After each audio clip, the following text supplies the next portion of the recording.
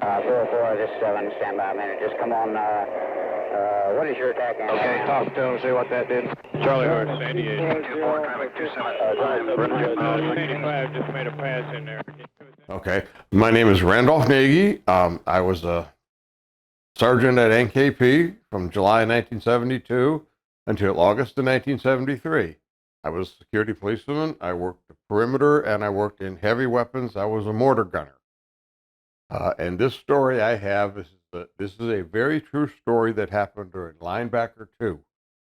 And people say it is not true, but it has been documented and verified. There was a B-52 bomber that crashed south of the base, and the crew bailed out. And it just so happened that the tail gunner of the B-52 landed on the highway that went from NKP town to the base and beyond. The tail gunner landed there, and he walked from the highway to the main gate, parachute dragging behind him. And the security police who was on duty at the gate, the first thing he asked him was, "I need to see some ID. And I'm going to be very blunt, so you're going to have to beep this out." Okay? The tail gunner said, "I'm going to get a drink." And that's what happened. The only thing I can tell you well, there's other things I know, but I'm not going to mention. But that's what happened, and it has been documented and verified that this actually occurred. Well, and and he had to bail out. And the thing when he bailed out was that's a very difficult way to bail out because he has to manually bail out. Later in my Air Force history, I became an egress technician and working on B-52D models. And the whole aft section of the airplane, there's a thing called a greenhouse where the gunner sat. And the whole gun pushed off, and the tail gunner had to manually bail out. So that was quite a unique experience for him to do. Yeah. I was in the Air Force for 8.5 years. Okay, I started as a security policeman. I went to Pease Air Force Base, New Hampshire, and then I went to NKP, and I came back to the States, and the wing that I was assigned to closed, so I cross-trained out of the field into aircraft maintenance. So I have to ask, what was your first impression when you got off the plane at NKP? Okay, when I got off there, well, I was supposed to go TDY to play coup for a mortar school. They didn't have one there, so I had to wait 5 days before I could go back to Clark. So it was, I was pretty gamey when I got back. But one of my first impression when I got there was they opened the clamshell doors on the C-141, and all of a sudden the heat hit me. It was just like, boom, monstrous, hot, muggy, totally unprepared for it. And then when I got off the airplane and went to the passenger terminal, there was a sign that says, "Welcome to NKP, the end of the world."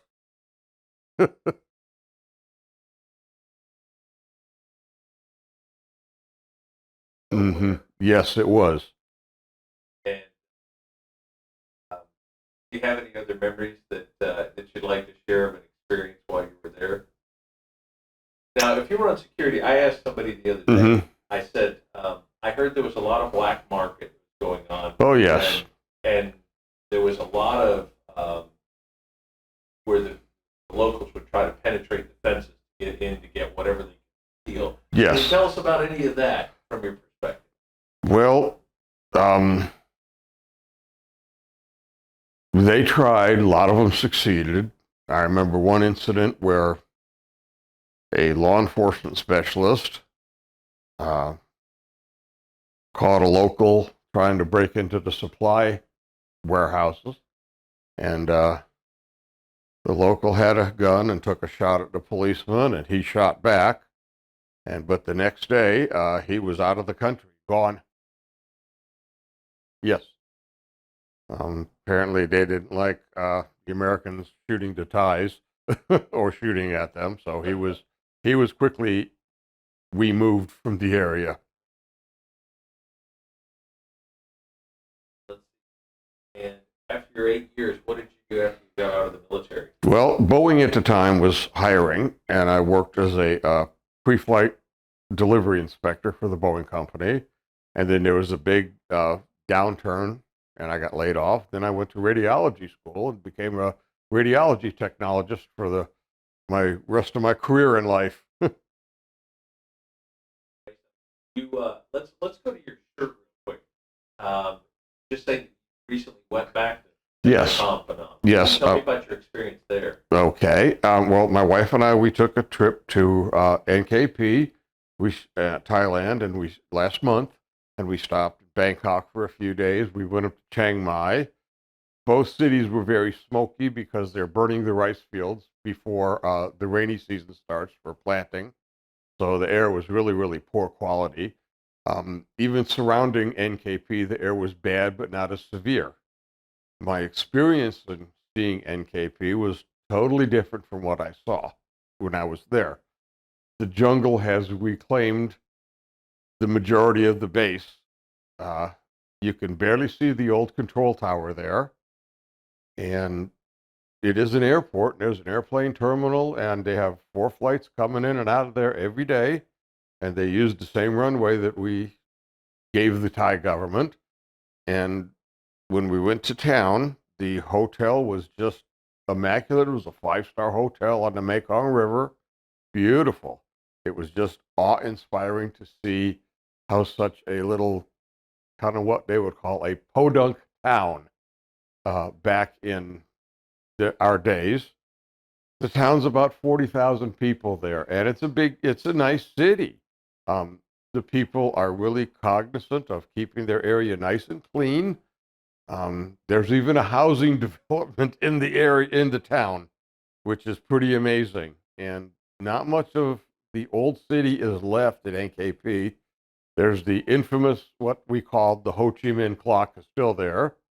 I have pictures of me standing in front of the Ho Chi Minh clock. The walkway on the riverfront is very nice, beautiful, clean. They have this very nice Naga statue, which is bronze, and it's really, really pretty, and it was fantastic.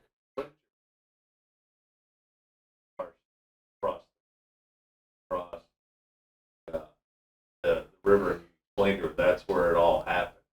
Did you talk to her about that's where the war was, over on the far side of the river? I did, yes. I don't want to talk about going over there because we weren't supposed to, but majority of us did. but during that time, the North Vietnamese attacked the city of Ta Kek, and we stayed on alert quite a bit for that. And what we saw was we would go downtown and we would sit on the riverbank drinking beer, of course, and we would watch the fighters come in and drop their napalm on the town of Ta Kek. We watched them drop bombs, strafe the area. There was, from what I was told, a significant amount of NVA regulars, and it was amazing to see it at nighttime when we worked. If we could see that area, we would look towards Laos and to the west of us, and we would just see the gunships just with the rain of fire coming down over there. They were very busy and very active. I mean, it was one right after another. Very, very spectacular sight, for seeing man-made fireworks for causing, I guess you want to call it, so much destruction. Impression, young man. Yes. Did that ever leave you, or is that something you call all the time that you can actually see again and think about it?